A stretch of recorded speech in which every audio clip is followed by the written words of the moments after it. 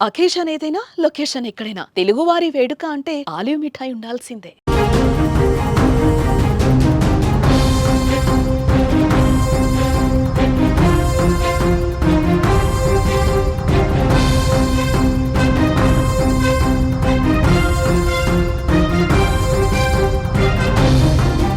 చేసిన పాపానికి ఫలితం కనిపించింది.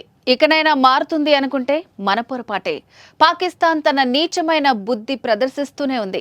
పెహల్గాం ఉగ్రదాడికి ప్రతీకారంగా ఉగ్రవాదులను భారత్ చంపేస్తే పాక్ మాత్రం భారత పౌరుల ప్రాణాలు తీసేస్తోంది. చిన్నారులపై కూడా తూటాల వర్షం కురిపిస్తోంది. ఆపరేషన్ సింధూర్ను జీర్ణించుకోలేక బోర్డర్లో విచక్షణారహితంగా కాల్పులకు తెగబడుతోంది పాకిస్తాన్. వాస్తవాధీన రేఖ వెంట కుప్వారా, బారాముల్లా, ఉరి, అఖ్నూర్ సెక్టార్లలో పాక్ రేంజర్లు కాల్పులు చేస్తున్నారు. నిన్నటి నుంచి ఆ దేశం జరుపుతున్న కాల్పుల్లో 15 మంది భారత పౌరులు మృతి చెందగా 50 మంది వరకు గాయపడినట్లు ఇండియన్ ఆర్మీ ప్రకటించింది. ఇక మృతుల్లో 4 చిన్నారులు కూడా ఉన్నారు.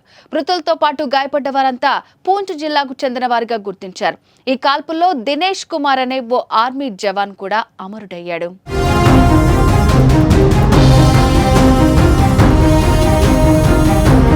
పెహల్గాం ఉగ్ర అటాక్ తర్వాత భారత్ దాడి చేస్తుందని ముందే పసిగట్టిన పాక్ కవ్వింపు చర్యలకు దిగుతూనే ఉంది.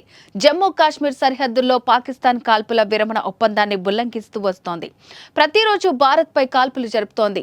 బుధవారానికి ముందు చిన్న ఆయుధాలు, ఆర్టిలరీ తుపాకులతో దాడి చేసిన పాక్ ఆపరేషన్ సింధూర్ పేరుతో పాక్ ఉగ్ర స్థావరాల లక్ష్యంగా భారత్ మెరుపు దాడులు చేసిన అనంతరం మరింత రెచ్చిపోతోంది.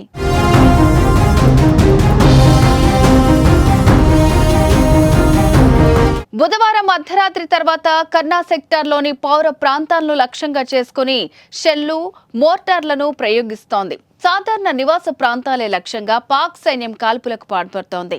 పాక్ సైన్యం కాల్పులకు భారత్ ధీటుగా జవాబిస్తోంది. వారికి తగిన గుణపాఠం చెప్తోంది. కుప్వారా, రాజౌరి, పూంచ్ సెక్టార్లలోని పాకిస్తాన్ ఆర్మీ పోస్టులపై దాడి చేస్తోంది. భారత్ చేసిన దాడిలో పాక్ సైనికులు కూడా మరణించినట్టు సమాచారం.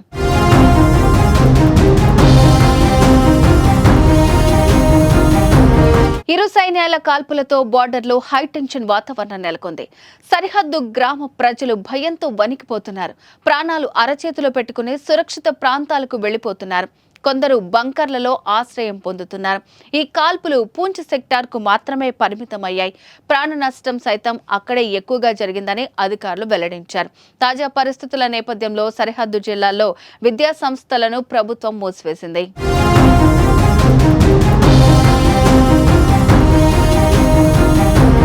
మరోవైపు జమ్మూ కాశ్మీర్లో ముష్కరుల కోసం వేట కొనసాగుతోంది. ఉగ్రవాదుల కోసం భద్రతా సిబ్బంది, పోలీసులు తీవ్రంగా గాలిస్తున్నారు.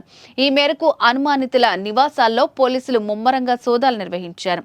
పహల్గాం దాడి అనంతరం ఇప్పటి వరకు 100కు పైగా అనుమానిత ఉగ్రవాదులు, వారి అనుచరుల ఇళ్లలో తనిఖీలు చేసినట్లు పోలీసులు తెలిపారు.